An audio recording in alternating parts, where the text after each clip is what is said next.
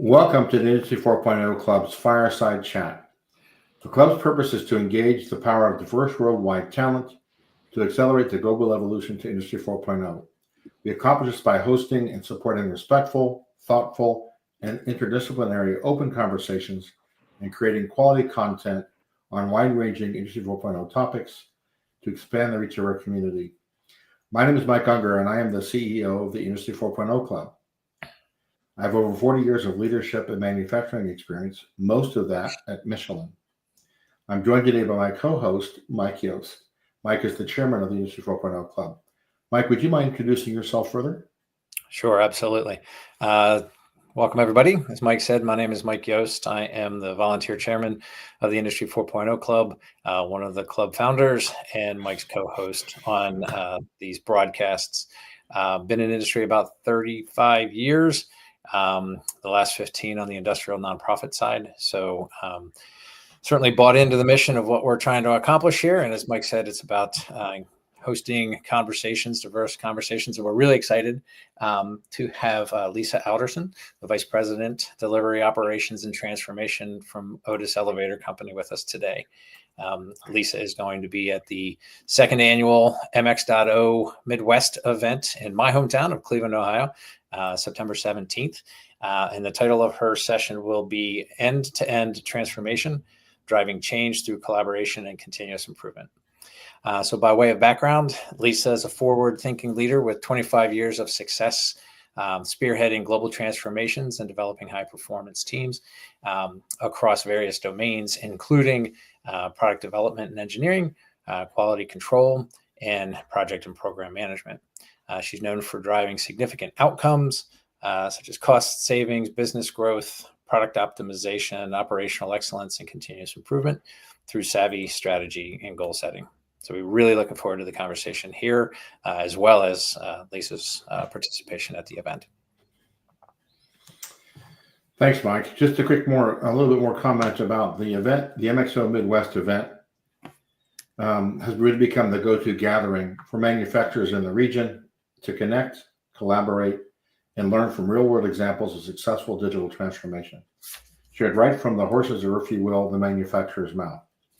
Beginning in 2024, the MXO Midwest event has empowered local manufacturers to advance their careers and businesses through valuable knowledge share and exchange and impactful networking opportunities. So hopefully you get a chance to join us. For those that are joining us on LinkedIn, if you have a question for Lisa during our time together, please drop it in the comment box, and we'll do our best to get it to Lisa to get her response to that. So again, welcome, Lisa. We're glad you could join us. So Lisa, let's get started. When we speak about end-to-end transformation, what does that really mean? Well, thank you both. It is really great to be here and with your audience to talk about these exciting topics. So when I say end-to-end transformation, it is different than just transformation. Transformation, by definition, is a dramatic change. It is a step change. Sometimes we call it in industry. But end-to-end is in reference to the value chain, or a series of activities to move something from concept to delivery. This comprehensive approach ensures you aren't just transforming in silos, but amplifying that value across the company to hopefully gain, value and change throughout that value chain. And, manufacturing is a really critical piece of that value chain. So to me, that's what end-to-end transformation is making sure that you're not just looking at one function, one business unit, one silo, but really looking at all those inputs and outputs. So in your bio, we talked about your experience with cross-functional teams. Obviously, from that definition, that's quite an important role there, because you're talking about going across the entire organization there.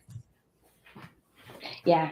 And, sometimes I think people can be like, oh, wow, that's a lot, like not sure we can take that on. And it doesn't really have to be. I've seen a lot of examples where, the people on the ground know what could be done better or improved.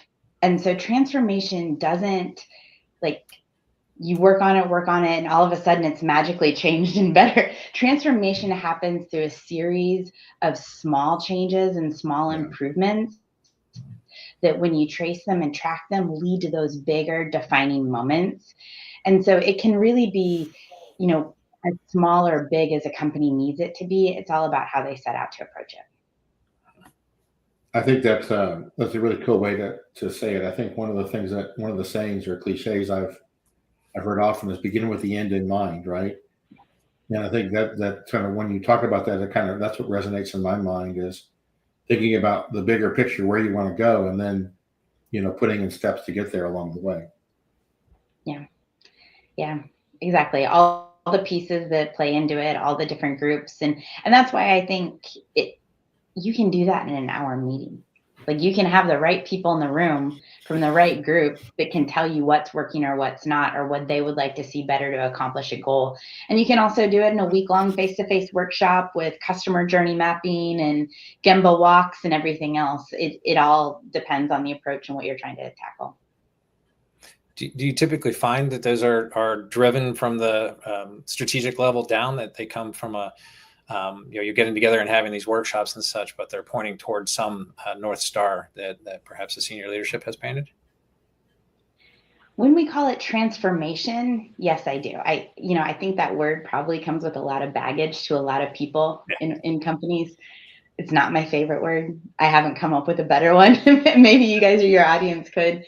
I think what organizations are looking for when they call it transformation, it means that there is a strategic shift in the organization or the market or the product or the customer base or something like that. And so what a company is trying to do is to align the organization or operating model or strategy to go after whatever it is that they're trying to do. So when you use that word transformation, yes, I do see it coming from the top down. But when you talk about continuous improvement or, somewhere in between, high level top down transformation and hopefully a baked in continuous improvement methodology, it can happen at those lower levels too. And you know what? Let me apologize in advance for my voice. I just got over strep throat. So it is weak today, and I'm going to take some drinks of water to help me get through it. Not an issue at all. Yeah, no problem. No, that's really cool. So maybe we can just kind of turn to a little different topic. So one of the things in the title, we talk about continuous improvement and continuous improvement strategies. What are some of the key elements for a company, what are some of the key elements you see in a continuous improvement strategy? Yeah, that two of the things that I think are most important for continuous improvement, before you even try to implement whatever continuous improvement method or methodology, is making sure that there's documented processes and access to data. If you don't know what you do, you don't know how to improve it. And if you don't have the data to understand where you're starting from, a lot of times it can become an emotional conversation versus a database conversation. I think it was Peter Drucker that said something like, what gets measured gets managed, something like that. And so I think the foundational pieces are, do you have something documented, like anything documented? And do you have access to data to measure something that you can contribute to? And then after that, once you have those foundational elements in place, I think it really depends where the company is. I've worked with companies that have had a very ingrained Six Sigma culture, and it was part of their vocabulary, part of the taxonomy, part of the roles, the response. It was in their environment and the way they talked. And I've worked with others that don't know what a process owner is. They don't know how to form a problem statement. They've never heard of lean. They think it's lowercase and, they don't even know what it is, and so Going on a diet or something. Yeah, I almost said lean cuisine, but I don't even know if they make those anymore. So I could be dating myself. But I think it's, when you think about continuous improvement, you have to think about, what do you have documented? What data do you have available? And then where's the company at? Because if you come in and try to do, or even as an employee, try to jump straight to Six Sigma experts or lean, Kaizen or 5S or whatever it is, it's not going to work because people aren't going to know or understand. But if you start smaller with just, how do we do a good problem statement? How do we do a good 5 whys? So I think continuous improvement really has to take into consideration where the organization is, what the organization wants out of it, as well as the function they're starting with, and whether it's more process oriented or physical product manufacturing oriented. There's similarities, but you would tackle it a little bit differently.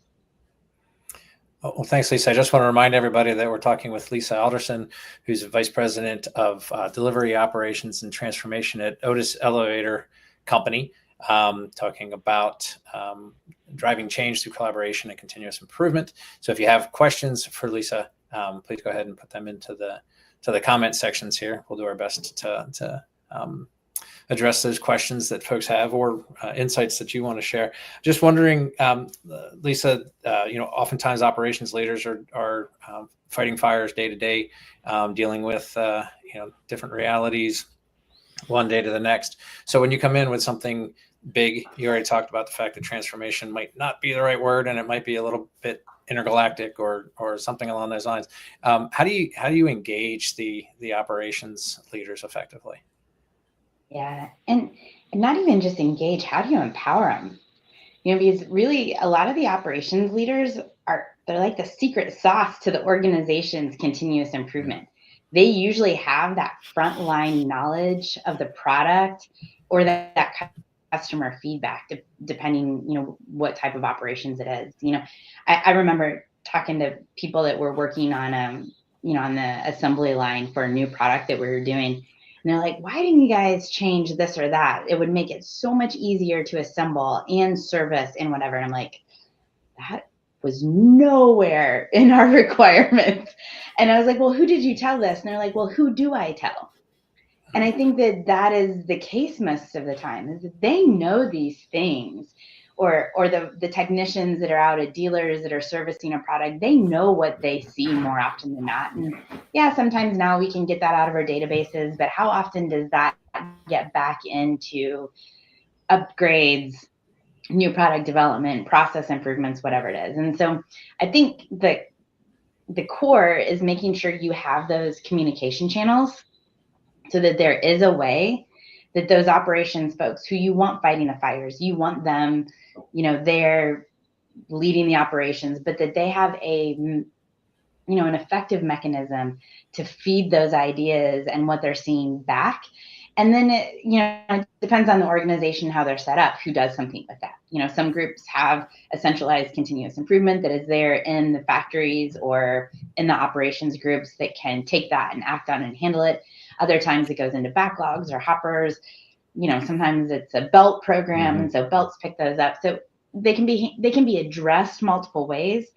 But I think the first step is providing those effective communication channels so that the operations folks that know what probably needs to be done better have a way to share that and know that it will be heard, not just going into a black hole. Great.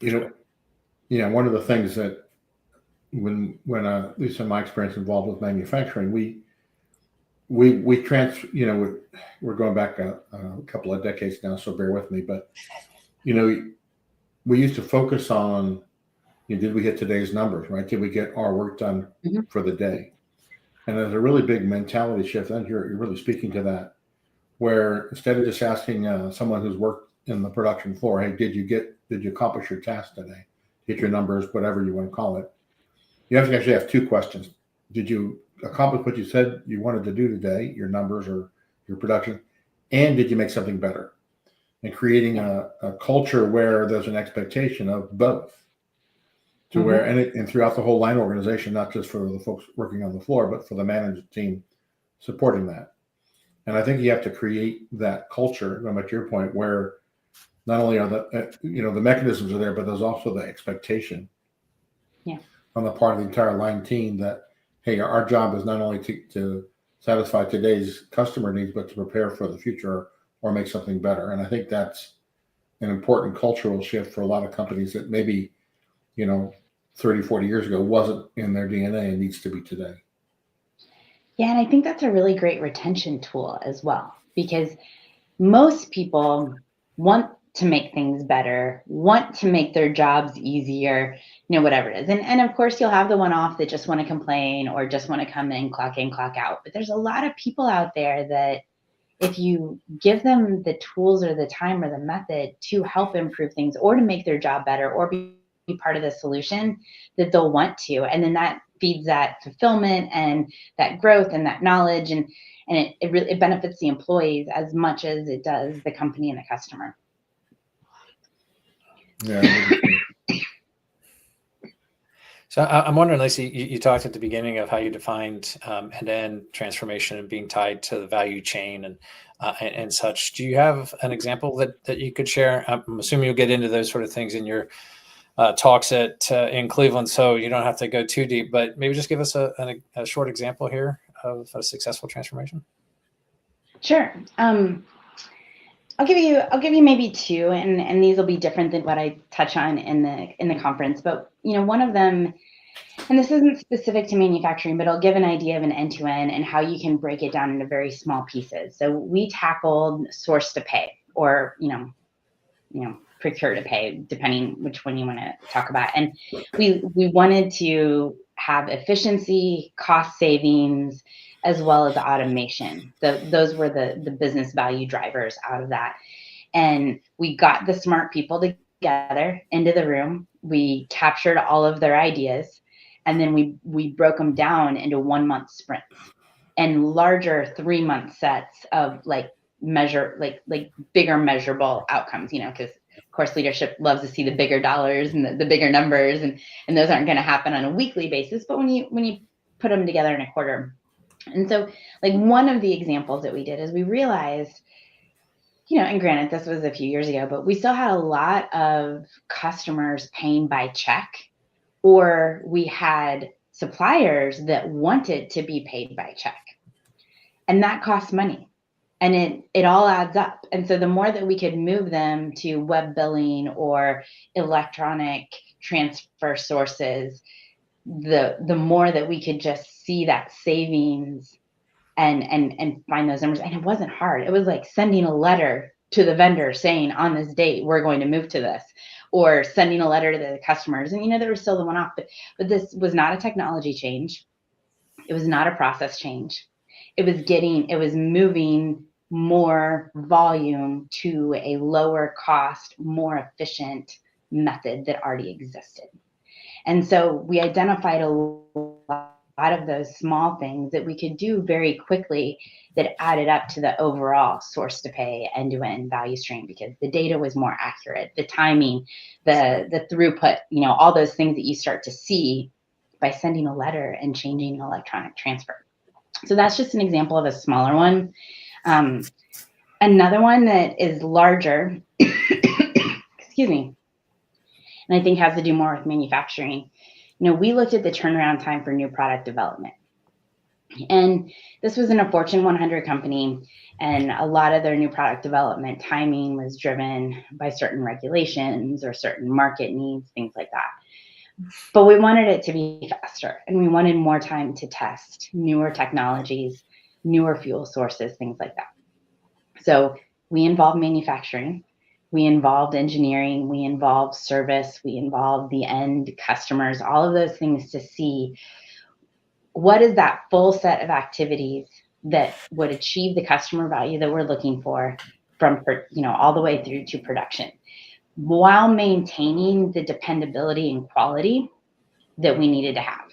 And manufacturing was a critical part of that. So they knew what passed and failed in our end-of-line test, and they knew what was hard to assemble and what was easy. So by taking some of their feedback and bringing that into some of the product changes, or not changing because it didn't need to be changed, we were actually able to increase our reliability projection, and therefore not have to test new things, or we were able to lean on end of the line of the test, things like that. So I know I'm just touching on that. There's clearly some probably sensitive things there, so I'm not going to go too deep into that. But I think that's a bigger, holistic, cross-functional new product development process that took manufacturing input and was then able to bake that into that end-to-end new product development activity that impacted engineering, testing, the customer integrations, all of those pieces as well. Yeah, well, I know. As we talk about, we're the Industry 4.0 club, and we talk about the opportunity for these technologies and such to transform businesses. The new product introduction is a great example. We've talked with many manufacturing companies that are trying to respond to market drivers, market opportunities, tweaks to products, new products, et cetera. And it's a really daunting task. And one of the drivers that gets people asking the question of, where could we leverage new technologies, new solutions, new approaches? So I think that's a great one. Yeah. There's a lot there for sure. Yeah. So we've been talking for the last 20 minutes or so, and maybe as we begin to get towards the end of the conversation, obviously we'd love for folks to come and hear you at MXO Midwest. What are you hoping that those that are in the audience take away from your presentation and your sharing at the event? One of the things that you said early on, Mike, is one of the things I hope people take away is focus on the end game. Look at that full value chain. Manufacturing can almost always fix manufacturing. They're great problem solvers, but they can also provide really critical insights to suppliers, engineering, testing, design, and by working across those functions in that full value chain, that's how we serve our customers better, and that's how we deliver better products. And so what I hope people take away is that they're always in the back of their mind asking, what's the end game? What's the full value chain? How can I give what I know to be input into that full value chain and understand how really critical that is, or else it'll be a missing part. It'll be an unexplored opportunity. Thank you for that. Well, so kind of time to wrap up and give some final thoughts. I know we've talked for a little bit now about your talk and about some of the elements of it. And Mike, anything you want? I'd love to. But I said a question just came in. I didn't know if you wanted to go ahead and. Thank you. Good point. I didn't see that. Thank you. Want to respond to that? Yeah. Yeah. So this is from Joy. Joy's asking. I really like the idea. Thanks for identifying that. Sure. I really like the idea of using quick wins for performance improvement. Were you able to measure impact ROI so you can apply it as best practice in your company?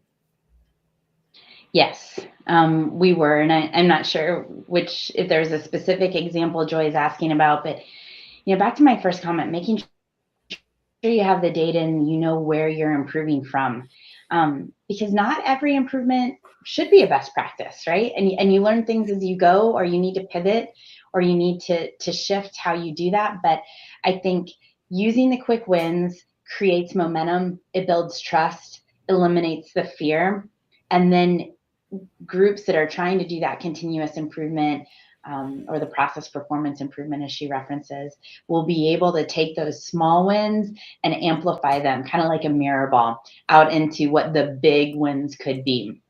And so when my team and I start a new transformation or a change or a new organization, we always start with what's our quick wins, what's our 1 month quick wins, what's our 1 quarter quick wins, and then also what are the super big challenging issues that people have just learned to tolerate it, and we shouldn't tolerate it. We need to solve it.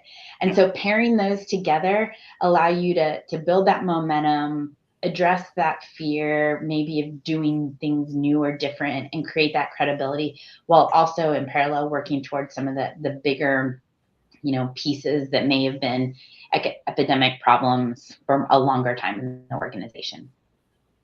That's a great question, though. Yeah, great question. Thank you, Joy. Mike, thanks a lot. So we're getting ready to wrap up. Maybe I can get a final thought, Mike, from you about what you've heard today and what you expect to see at MXO Midwest. And then Lisa, I'd love to hear your final thoughts as well. So Mike, could you start us off? Yeah, I hope Joy and everybody else who's listening can come and listen to Lisa and interact like this. I think it's exciting to have that kind of interaction and get the perspectives from those that have been there and done it. I think from early on in this conversation, Lisa talked about the fact that the people on the ground know.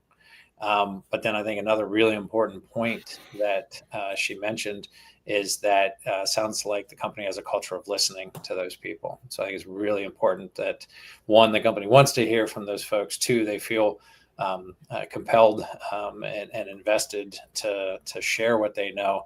And then three, that the company will actually take that and do something with the insights that those folks are sharing. So thank you for that, Lisa.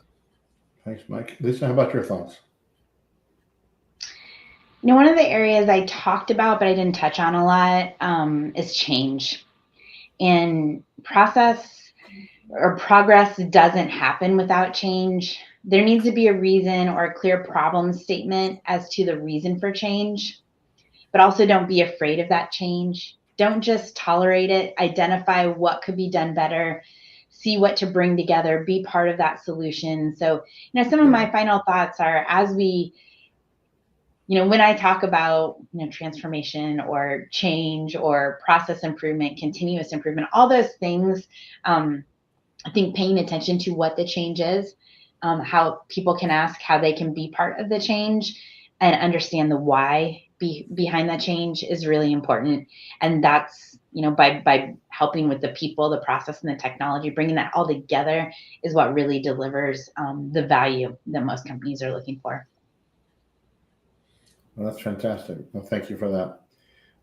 So I want to thank Lisa. Thank you for taking time out of your schedule to share your insights into continuous improvement strategies and for giving us a preview of your participation at MXO Midwest, which is going to be happening really a month from now, just about, on September 16th and 17th in Cleveland, Ohio. We hope you're going to decide to join Lisa and the Industry 4.0 Club at the event. And if you'd like to know where to go to register, here's the website. If you'll take a moment and capture that, I know it'd be great to see you there. So we hope that you decide to sign up and join us. The Industry 4.0 Club would also like to encourage you to take action. Attend the event. That's one way you could take action to learn more. Read a book or read an article, or think about doing a smart manufacturing roadmap strategy. There's lots of ways that you can engage and help to deploy Industry 4.0. We'd like to know what you decide to do. So drop us a note on our website at www.industry40club.com or on our LinkedIn page and let us know what actions you're taking to advance Industry 4.0. We also host these sort of conversations weekly. If you'd like to be a participant on one of these conversations, we'd certainly be interested in entertaining that. Again, drop us a note on our website or to our LinkedIn page. So on behalf of the club, Mike, thank you. Lisa, thank you as well. And we want to wish everybody a good rest of the day and a good rest of the week. Excellent. Thanks, Mike. Thanks, Lisa. Yeah, that's great.